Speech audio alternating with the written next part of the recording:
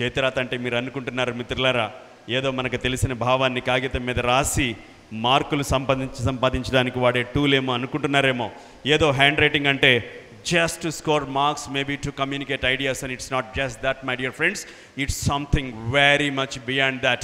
Your handwriting is the photocopy of your plus and minus. అందుకే నేను scientific అనే పదం వాడాను. ఎప్పుడు రాసినా కుడి చేతి వైపుకి రాయాలి. చాలామందికి ఇంగ్లీష్ భాష రాసేటప్పుడు ఒక ప్రధానమైన డౌట్ వస్తుంది. ఆ డౌట్ ఏంటంటే 3 రకాలుగా రాస్తారు ఇంగ్లీష్లో. చాలా మందికి ఉండే డౌట్, ఎస్ ఆర్ నో.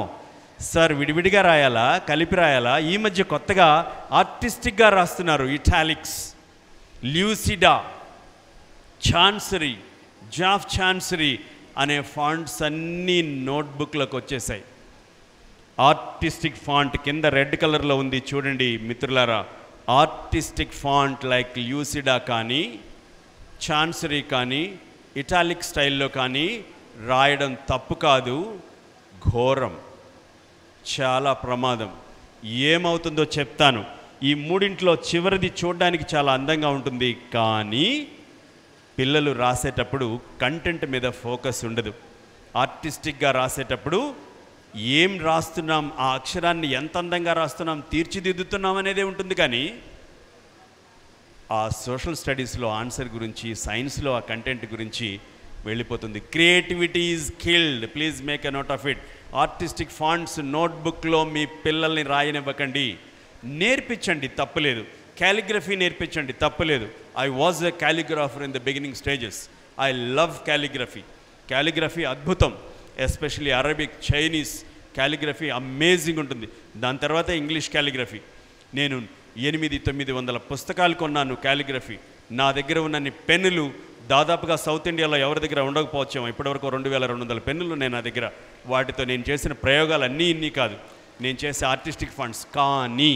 కానీ పిల్లలు మాత్రం నోట్బుక్స్లో అలాంటి ఆర్టిస్టిక్ రైటింగ్ రాయకూడదు. దయచేసి గుర్తుంచుకోండి.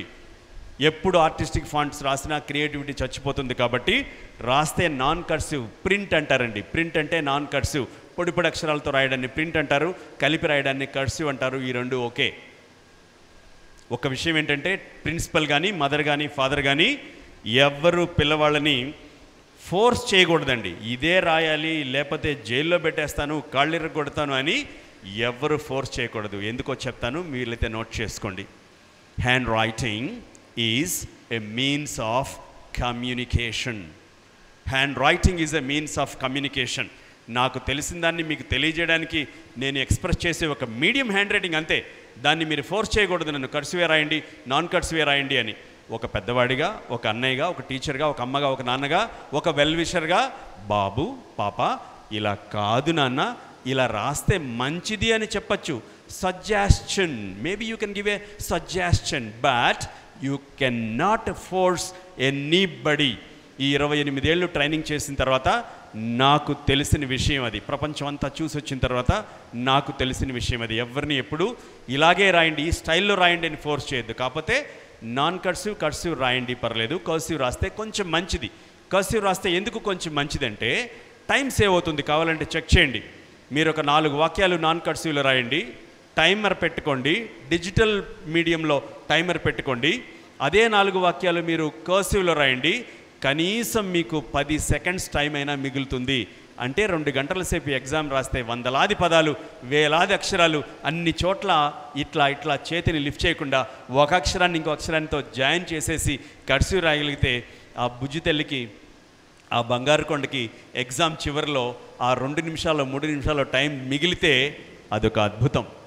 చాలామంది పిల్లలు ఎగ్జామ్ అయిపోయేటప్పుడు మ్యామ్ ఇంకొక నిమిషం, మ్యామ్ ఇంకొక 30 సెకండ్స్, నేను ఏబీసీడీలు పెట్టిచ్చేస్తాను ఎంత రిక్వెస్ట్ చేస్తారో పాపం. అలాంటిది కాకుండా ఉండడానికి కర్సివ్ని మనం సజెస్ట్ చేయవచ్చు. ఇప్పటికి కూడా చెప్తున్నాను, సజెస్ట్ చేయవచ్చు. కర్సివే రాయండి అని కానీ, నాన్ కర్సివే రాయండి అని కానీ ఎట్టి పరిస్థితుల్లో మనం ఫోర్స్ చేయడానికి లేదు. చెప్పండి, నాన్ కర్సివ్ రాస్తే ఏమవుతుందంటే, నేను ఒక అబ్బాయిని సిగ్నిఫికెంట్ అనే పదం రాయమన్నాను. వీలైతే నోట్ చేయండి ఎక్కడన్నా. SIGN తర్వాత కొంచెం గ్యాప్ వచ్చింది పాపం, IF తర్వాత కొంచెం గ్యాప్ వచ్చింది పాపం, I తర్వాత కూడా కొంచెం గ్యాప్ వచ్చింది పాపం. అది కాస్త సైన్ ఇఫ్ ఐ క్యాంట్. అయిపోయింది. సిగ్నిఫికెంట్ అనే ఒక అద్భుతమైన పదం ప్రతి అక్షరానికి మధ్యలో చేయి లిఫ్ట్ చేయడం వల్ల, అక్కడక్కడ వచ్చిన అన్వాంటెడ్ గ్యాప్స్ వల్ల ఒకే పదం 4-5 వేరు వేరు పదాలుగా అయిపోయింది. సైనిఫైకాంట్. ఎంత దారుణం! చదివే వాళ్ళకి ఏం తెలుస్తుంది? ఇలా ఎప్పుడూ కాదండి. ఇలా మేబీ ఒక 1% అవుతుంది. 99% ఏమవుతుందంటే అర్థం కాని పదాల సమాహారం అయిపోతుంది. కాబట్టి నాన్ కర్సివ్ రాసే వాళ్ళకి నా సజెషన్, జాగ్రత్తగా ఉండండి, స్పేసెస్ జాగ్రత్తగా ఉండండి. పదం అయిపోయాక మీరు స్పేస్ ఇస్తే ఓకే, ఆ పదం మధ్యలోని అక్షరాల మధ్య అక్కడక్కడ ఎక్కువ స్పేసెస్, అక్కడక్కడ తక్కువ స్పేస్ ఇస్తే ఇంగ్లీష్ అనే ఒక పరాయి భాషలో ఒకే పదం 2-3 వేరే పదాలుగా అయిపోవచ్చు. మన కమ్యూనికేషన్ సరిగా కాకపోవచ్చు, అనుకున్నన్ని మార్కులు సంపాదించకపోవచ్చు, అనుకున్నంత ఎత్తుకు వెళ్ళలేకపోవచ్చు, మిస్కమ్యూనికేట్ అవ్వచ్చు. అందుకే please suggest a good hand writing. ప్రతిరోజు ఒక 5 నిమిషాల సేపు మీరైనా సరే, ఏమీ అసలు హ్యాండ్ రైటింగ్తో అవసరం లేని వాళ్ళైనా సరే 5 నిమిషాలు రాయండి. గ్రాఫోథెరపీ వర్కౌట్ అవుతుంది. దానికి మేము పెట్టిన పేరు రాతయోగం. నిర్ద్వంద్వంగా నేను ఒక్క మాట చెప్పగలుగుతాను, మెడిటేషన్ చేస్తే ఎంత ఫలితం వస్తుందో 5 నిమిషాల సేపు హ్యాండ్ రైటింగ్ రాసినా అదే ఫలితం వస్తుంది. ఎందుకంటే నేను ఏదైనా ఒక మ్యాటర్ చూసి ఇక్కడ రాసేటప్పుడు నా మెదడు మరో దాని గురించి ఆలోచించే ఆస్కారం లేదు. ఏ పని చేస్తుంటే దాని మీదే ఆలోచిస్తున్నామో దాన్ని ఇంగ్లీష్లో మెడిటేషన్ అంటారు, తెలుగులో ధ్యానం అంటారు. సో చిన్నపిల్లలకి ఎప్పుడైనా మెడిటేషన్ చేయడానికి టైం కుదరకపోతే, ఎప్పుడైనా దేవుడికి దండం పెట్టడానికి టైం కుదరకపోతే, ఆ కాసేపు ఏదో ఒక సబ్జెక్ట్ ఒక 5 నిమిషాలు 10 నిమిషాలు రాయమని చెప్పండి. సబ్జెక్టు మైండ్లోకి ఎక్కుతుంది. హ్యాండ్ రైటింగ్ వల్ల మెదడులో ఉండే న్యూరాన్స్ స్టిమ్యులేట్ అవుతాయి. ప్లస్ ఆ హ్యాండ్ రైటింగ్లో వచ్చే మీరు చెప్పే చిన్న చిన్న సజెషన్స్ వల్ల గ్రాఫోథెరపీ ఇంప్లిమెంట్ అయిపోయి వాడి మైండ్లో ఉండే నెగిటివ్ ట్రైట్స్ని పాజిటివ్ ట్రైట్స్తో రిప్లేస్ చేయవచ్చు. ఎవరికి ఏమాత్రం డౌట్ ఉన్నా గూగుల్ చేయవచ్చు. ఈరోజు ఇంటికి వెళ్ళిన తర్వాత ఖచ్చితంగా గూగుల్ చేయండి, గ్రాఫాలజీ నిజమేనా, గ్రాఫోథెరపీ నిజమేనా, గ్రాఫోథెరప్యూటిక్స్ అనే సబ్జెక్ట్ నిజమేనా, గ్రాఫోపాథాలజీ నిజమేనా అని ఒక్కసారి చెక్ చేయండి. మీరు ఆశ్చర్యపోయే, షాక్ అయ్యారా అనేలాంటి నిజాలు బయటపడకపోతే మళ్ళీ నన్ను సంప్రదించవచ్చు. నేను ఇప్పటికే 28 ఏళ్ల నుంచి ఈ ఫీల్డ్లో ఉన్నాను. ఇప్పుడు రాయండి, ఎనీవన్ కెన్ రాయండి. చాలు, 2 పదాలు రాయండి. కొంచెం కాన్షియస్గా రాయండి. కొంచెం మారుతుందా అండి? మరొక 2 నిమిషాలు ఆశ్చర్యపోయే అద్భుతమైన ఇన్స్ట్రక్షన్ నేను మీకోసం తీసుకొచ్చాను. ఎవరికైనా హ్యాండ్ రైటింగ్ సరిగా లేకపోతే 7 ఏళ్ల పిల్లలకి, 10 ఏళ్ల పిల్లలకి, 40 సంవత్సరాలు వచ్చిన వాళ్ళకి, 60-70 సంవత్సరాలు వచ్చిన వాళ్ళకి కూడా హ్యాండ్ రైటింగ్ సరిగా లేకపోతే మీరు మార్చవచ్చు. హ్యాండ్ రైటింగ్ అనేది సబ్జెక్ట్ కాదు, ఇది ఒక స్కిల్. ఈత కొట్టడం ఒక స్కిల్ అయితే, నడవడం ఒక స్కిల్ అయితే, తినడం ఒక స్కిల్ అయితే, పారడం ఒక స్కిల్ అయితే, హ్యాండ్ రైటింగ్ కూడా ఒక స్కిల్. ఎవరికైనా వస్తుంది. కాకపోతే 3 కావాలి: టెక్నిక్స్, ఇంట్రెస్ట్, ప్రాక్టీస్. నా దగ్గర టెక్నిక్స్ ఉన్నాయి, మీ దగ్గర ఇంట్రెస్ట్ ఉందా? హలో. నా దగ్గర టెక్నిక్స్ ఉన్నాయి, మీ దగ్గర ఇంట్రెస్ట్ ఉందా? హలో. నా దగ్గర అమేజింగ్ టెస్టెడ్ ట్రస్టెడ్ టెక్నిక్స్ ఉన్నాయి, మీరు ప్రాక్టీస్ చేస్తారా? ఒక్క 2 నిమిషాల కంటే తక్కువ పడుతుంది. రాయండి. ఏబిసిడీలు కాదు, ఐ రాయండి, స్మాల్ లెటర్. కొంచెం జూమ్ చేయరా? Yes, perfect. రెడ్ కలర్లో ఉండే నేను రౌండ్ చేసిన 3 లెటర్స్ మాత్రమే రాయండి. కొంచెం కూడా మారకుండా అదే యాంగిల్లో ఎల్ రాయండి, కొంచెం పొడుగ్గా. ఎల్ రాసి పైన హారిజెంటల్ లైన్, అంటే మీ టీలో మీకు ఎల్ కనపడాలి, మీ ఎల్లో మీకు ఐ కనపడాలి. ఇది చూసుకుంటూ రాయండి. అవసరం ఉన్న వాళ్ళందరూ రాయండి. హ్యాండ్ రైటింగ్ ద్వారా మైండ్లో చేంజెస్ వస్తాయి కాబట్టి. 1 మినిట్. నెక్స్ట్ గ్రూప్కి వెళ్ళండి. GJYZ 4 లెటర్స్కి ఒకేలాంటి ఎండింగ్ స్ట్రోక్ ఉంటుంది, గమనించండి. జీ ఎలా ఎండ్ అవుతుందో, జే ఎలా ఎండ్ అవుతుందో, వై అలాగే ఎండ్ అవ్వాలి. నేను ఎప్పుడైనా ఆక్సిజన్ అని రాస్తే నా వై చాలా కిందకి వెళ్ళిపోయి జీ చిన్నగా వస్తే హ్యాండ్ రైటింగ్ పాడైపోయినట్టే. లెటర్ వైలో లూప్ చాలా ఎక్కువగా రాసి లెటర్ జీలో నేను చిన్నగా రాస్తే హ్యాండ్ రైటింగ్ పాడైపోయినట్టే. Is it clear now? Perfect. GJYZ. ఇప్పుడు 3వ గ్రూప్కి రండి. గ్రీన్ కలర్ నుంచి రెడ్ కలర్ ట్రాన్స్ఫర్మేషన్ చేశాను చూడండి. గ్రీన్లో సి ఉంది. ఒక్క సి నేర్చుకుంటే 5 లెటర్స్ వస్తాయి. బట్టల షాప్కి వెళ్తే ఒకటి కొంటే ఒకటి ఉచితంగా ఇస్తారే, బై 1 గెట్ 1 ఫ్రీ అని. నా సూత్రం ఏంటో తెలుసా? Learn 1 get 5 easily, very easily. Free కాదు, ఈజీలీ యూ కెన్ గెట్. ఒక్క సి నేర్చుకుంటే కొంచెం ఎక్స్టెండ్ చేసి ఏ చేయండి. చక్కటి చేతిరాత, ముత్యాల్లాంటి చేతిరాత ఎవరికి కావాలన్నా మీరు రాసిన ఏలో సి మారకూడదని గుర్తుపెట్టుకోండి. డిలో, జీలో, క్యూలో, ఓలో సి మారిందో ఏమైనా రాయండి. మీరు నాన్ కర్సివ్ రాయండి, కర్సివ్ రాయండి, వేరే ఆర్టిస్టిక్ ఫాంట్ రాయండి, నో ప్రాబ్లం. కానీ అందులో సి మాత్రం మారకుండా ఈ 5 లెటర్స్ రాయాలి. మళ్ళీ చెప్తున్నాను, ఏ, డి, జి, క్యూ, ఓ అనే 5 లెటర్స్లో సి ప్రాంతంలో కొంచెం కూడా మార్పు లేకుండా ఎవరు రాయగలిగినా వాళ్ళందరికీ అద్భుతమైన చేతిరాత ప్రాప్తిరస్తూ, మిగిలిన వాళ్ళకి తూచి. నెక్స్ట్ గ్రూప్కి వెళ్ళండి. P and S. పి మారిపోయిందండి ఇప్పుడు కర్సివ్లో. పాత రోజుల్లో ఫస్ట్ స్ట్రోక్ బాగా పైకి వెళ్ళిపోయి రైట్ సైడ్ ఓపెన్ ఉండేది, ఇప్పుడు అది లేదు.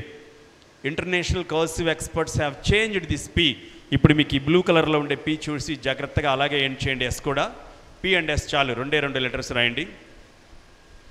ఈ గ్రూప్కి వెళ్ళండి. నా దగ్గర బ్లాక్ కలర్లో 5 లెటర్స్ ఉన్నాయి. బి, ఎఫ్, ఓ, వి, డబ్ల్యూ.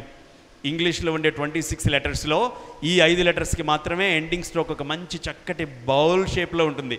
దాన్ని హారిజెంటల్ లైన్తో రాసి, దాన్ని ఏటవాలుగా రాసి పాడు చేసుకుంటారు పిల్లల చేతిరాత. అలా కాకుండా ఉండాలంటే మంచి గ్రేస్ ఉండే ఒక బౌల్ షేప్తో బి, అదే బౌల్ షేప్తో ఎఫ్. బి కంటే ఎఫ్ కొంచెం మీకు పెద్దగా కనపడచ్చు, ఓ చాలా చిన్నగా కనపడచ్చు, కానీ ఎండింగ్ స్ట్రోక్ మాత్రం మారడానికి లేదంతే.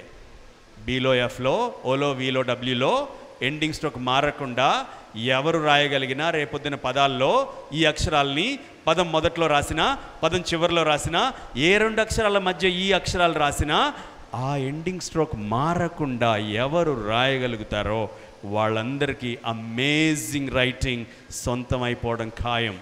నేను ఇప్పటికీ 6.5 లక్షల మంది చేతిరాత ద్వారా నిరూపించబడ్డ సత్యం ఇది. ఈరోజు మొదటి రోజు కాదు. అలాగే రాయండి. లాస్ట్ ఈ రెడ్ కలర్లో ఉండే లెటర్స్కి రిలేషన్ ఏముండదు, మిగిలిపోయిన లెటర్స్ కాబట్టి 4 రాసేసేయండి. E K R X. If you feel that you have missed something, maybe you can watch this video again and after that వీడియోతో కూడా మీరు ప్రాక్టీస్ చేయవచ్చు. ఏమైనా కొంచెం స్లాంట్ రాకపోతే నేను ఇందాక ఇచ్చిన గీతలు పైనుంచి కిందకి, కింద నుంచి పైకి స్లాషెస్ ఉన్నాయి చూడండి. ఆ స్లాషెస్ ఒక 2-3 సార్లు రాయండి. క్యాపిటల్ లెటర్స్ కూడా ఇలాగే ప్రాక్టీస్ చేయండి. ఇంటికి వెళ్ళాక నేను ఒక్క 3 లెటర్స్ మాత్రమే రాశాను. ఏ చూడండి బిగినింగ్ స్ట్రోక్ ఎలా ఉందో, ఫస్ట్లో సర్కిల్, అదే బిగినింగ్ స్ట్రోక్తో ఏ రాయొచ్చు, ఎన్ రాయొచ్చు, ఎం రాయొచ్చు. అంటే పిల్లలకి అద్భుతమైన క్యాపిటల్ లెటర్స్ నేర్పించాలంటే ABCDFGHIJKL అని నేర్పకూడదండి. ఓయ్, AMN అని ఒక గ్రూప్లో నేర్పించాలి. ఈ 3టికి ఒకే బిగినింగ్ స్ట్రోక్ ఉంటుంది. దాన్ని మేము కామనాలిటీ అంటాం. ఆ కామనాలిటీని బేస్ చేసుకుని గ్రూపులుగా చేయండి. ఓక్యూ ఒక గ్రూప్ ఉంటుంది కదా, ఎల్ ఎలా ఉంటుందో డి అలాగే ఉంటుంది కదా క్యాపిటల్ లెటర్స్లో, సి ఎలా ఉంటుందో జి అలాగే ఉంటుంది, ఈ కూడా అలాగే ఉంటుంది. ఇప్పుడు రాయండి ఎనీవన్. ఫస్ట్లో రాసిన వాక్యం మళ్ళీ రాయండి. ఇప్పుడు కర్సివ్ క్యాపిటల్ లెటర్ ఏతో స్టార్ట్ చేసి స్లాంట్ చూసుకుంటూ, స్పేసింగ్ చూసుకుంటూ, నేను పెన్ ఎలా పట్టుకోమన్నాను అలాగే పట్టుకుని anyone can change. Handwriting ఒకే పదం అండి. హ్యాండ్ తర్వాత గ్యాప్ ఉండకూడదు. It's one single word. ఊరికే అడుగుతున్నాను, can anybody see a small little change in handwriting? కొద్దిగా చేంజ్ ఎవరికైనా కనిపిస్తుంది? అందరికీ can I have your hands raised? రాసిన వాళ్ళల్లో ఎవరైనా కొంచెం చేంజ్ కనిపిస్తుందా? అక్కడ orange colour boy, he is been practising with the support of his father, I think. Good, wonderful, amazing. Thank you Nageswararaoji. Yes sir. My name is Mallikarjun Rao. Why? Thank you so much for an opportunity. నా పేరు నాగేశ్వరరావు, మల్లికార్జున్ రావు. మా ఇద్దరు మాటలు వినకుంటే మీకేం రావు.